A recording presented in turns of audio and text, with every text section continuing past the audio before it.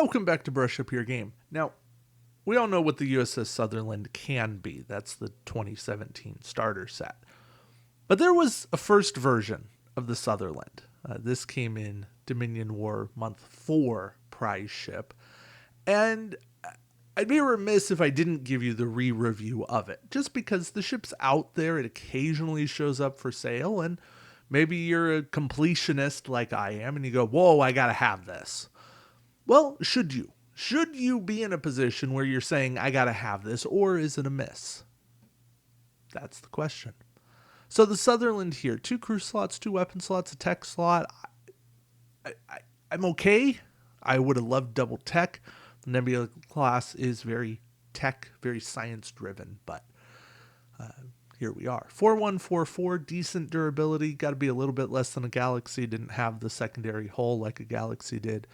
When you initiate an attack at range 3, you may choose any number of your attack dice and re-roll them once. Built-in target lock, as long as you could stay at range 3. Yeah, it's a touch pricey, but you know what? I'm sick of saying all that stuff.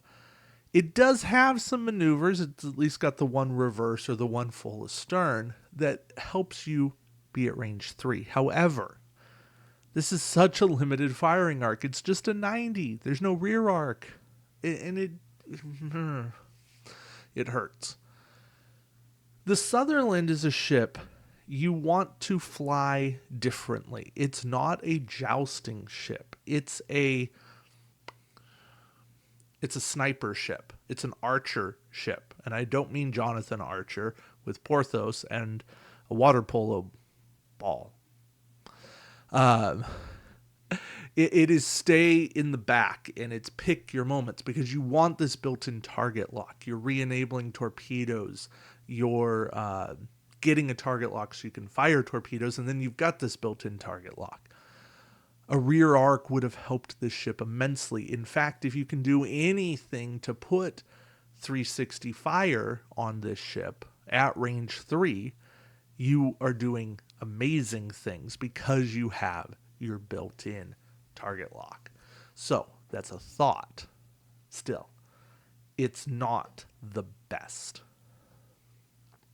All right.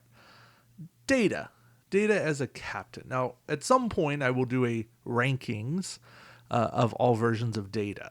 But this Data as a captain, for an action, you get to disable one of your crew upgrades and one of your weapon upgrades to target all cloaked ships at range 1 to 3 of your ship. Target ships immediately flip their cloak tokens to their red sides.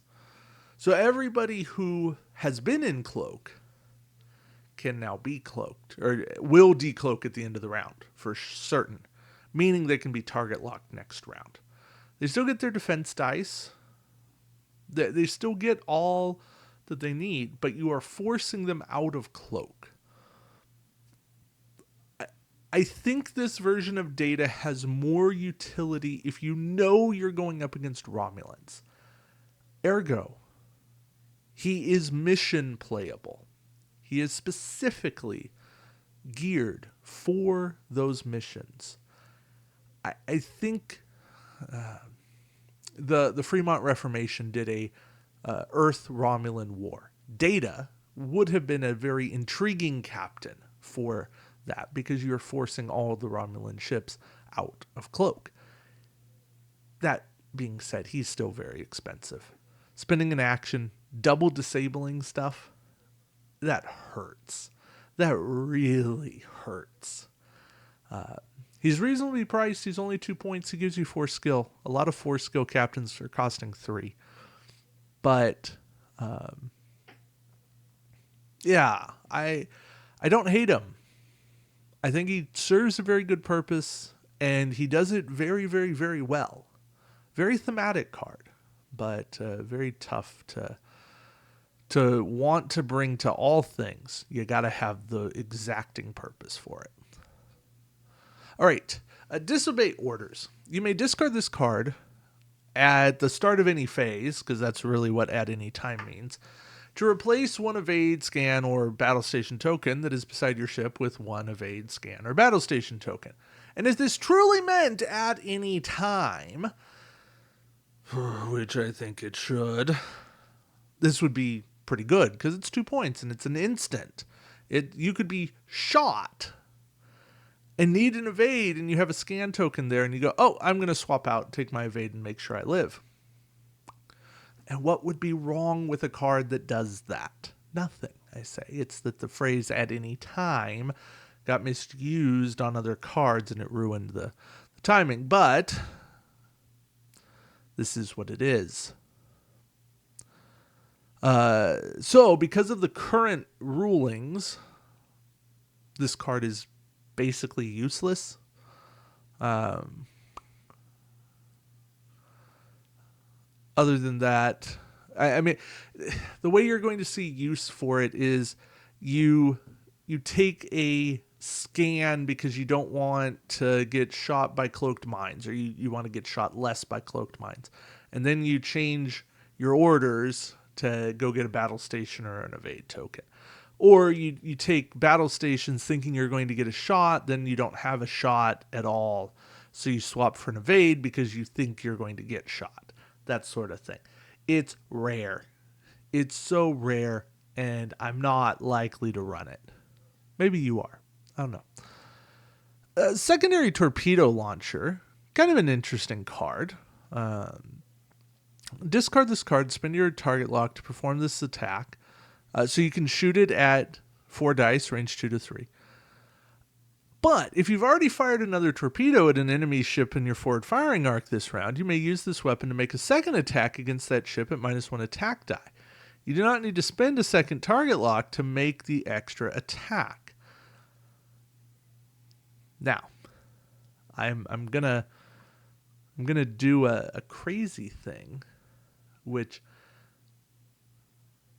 no, that doesn't work, does it? Hold on here. We're just gonna look at torpedoes. Anyway, with quantums, this is actually pretty good. You're rolling like 6 dice and then 5 dice, or 5 and then 4, but you're still getting the built-in bonus. And I think there's something to it. Okay, so if we search torpedo and we just reduce it to weapon. Transphasic torpedoes. Now, one could probably argue that these have been discarded and you can't fire them again. I don't know. If you can, that's a crazy combo. Getting to make a 9 or a 10 die and then a 9 die attack. Otherwise, you're looking at quantums. And quantums make it pretty good. You could also roll chronotons twice. And because chronotons are a torpedo and they ignore opposing ship shields. That would be a nice use of secondary of the torpedo launcher here. Yeah. Getting to ignore shields twice. Of course, that only works on a Krenim weapon ship, so yeah, otherwise we're into the photon, the quantum, volley of torpedoes. Probably not the route you want to go. Yeah, I'd say chronotons definitely a good option. Otherwise, quantum's definitely a good way to go. So secondary torpedo launcher, perhaps a card that should see a little bit of play again. Torpedoes are definitely back in style. And with all the discounts people are putting on, I don't know why I wouldn't want to just take a secondary shot for a couple of points. Why not? A high energy sensor sweep. After you move, you may disable one active shield to perform a free scan action. This card I used a bit in the early game. I have played it. This was a great combo enabler because it set up cards like Spock or Dmitry Valtain. It would set up the I think it's the Enterprise A. Maybe it's the Enterprise refit. I forget which one, but we'll talk about it at some point. But nowadays, it's just too pricey. the combination of paying 5 points and losing a shield, losing that piece of durability just for an extra scan, it's a higher price than I want to pay. High Energy Sensor Sweep would have been a very, very interesting card in Alliance. I would have been very intrigued to see this card come in. I think, in fact, it would have been a great card in Alliance, and it probably should go in my pile of cards that I would be okay playing in Alliance at their price point. Because I think it does something very similar to Commander, but it costs a fair bit. 5 points, yeah, I think that's reasonable. But yeah, High Energy Sensor Sweep, it's okay. And then we get Christopher Hobson.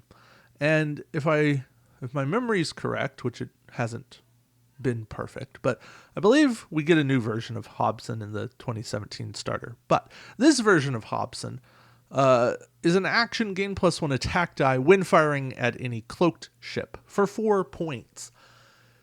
First off, action +1 attack die, period, would not be worth it for 4 points. Give me target lock, give me battle stations, give me something that gives me quality. That is always better than an extra attack die. But secondly, to make it a conditional attack die, just bad. Get rid of the action on Hobson, just gain an attack die when firing at a cloaked ship. That would have been the right ability here. So, if you want to fix this card, if you want to play him reasonably, that's what I would have done. In fact, let's see. Let's see what that new version of Hobson, if there even is a new version of Hobson. Yes, there is. When attacking, if the defending ship is cloaked, the defending ship rolls -2 dice for 2 points. See, that's a much better version of Hobson. Passive ability, yeah. But I would take an extra attack die as a passive ability. I still think 4 points is a bit pricey, but it at least lets me make a choice. So, anyway, yeah. 2017 starter, Hobson, better. Much, much better. So yeah, on that note, what's really worth it? Secondary torpedo launcher? Maybe? Data? Sutherland? I don't know. I don't get why this is expensive at this point. Let's just...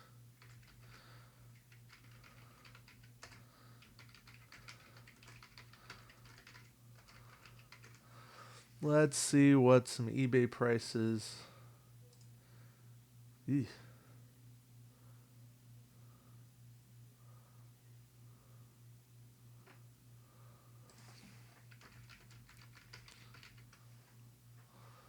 See if we can see anything on eBay at the time I'm recording this. I'm going to guess not, but the pack's okay. This is one that feels like it had its moment, and now I'm kind of like, is it needed? I see one on eBay here for about $30 shipped. That to me feels reasonable. Still expensive, but reasonable. Yeah. I don't know. I mean, it's up to you. I'm not going to tell you how to spend your money, but I would not go and pay for this ship. I would proxy whatever on here intrigues me. I would probably try to ask an old timer for a copy of Secondary Torpedo Launcher if I was ever trying to run it, and I didn't own it. And aside from that, I would just find other cards to play in this game. So that's me. Yeah, sorry for rambling here at the end. I typically like to keep it tighter than this, but you know what? A little exploration of current prices is never bad. So, all right. Thank you all for watching. Really do appreciate it. And until next time, keep watching. well, take care. Keep brushing up your game. Bye-bye.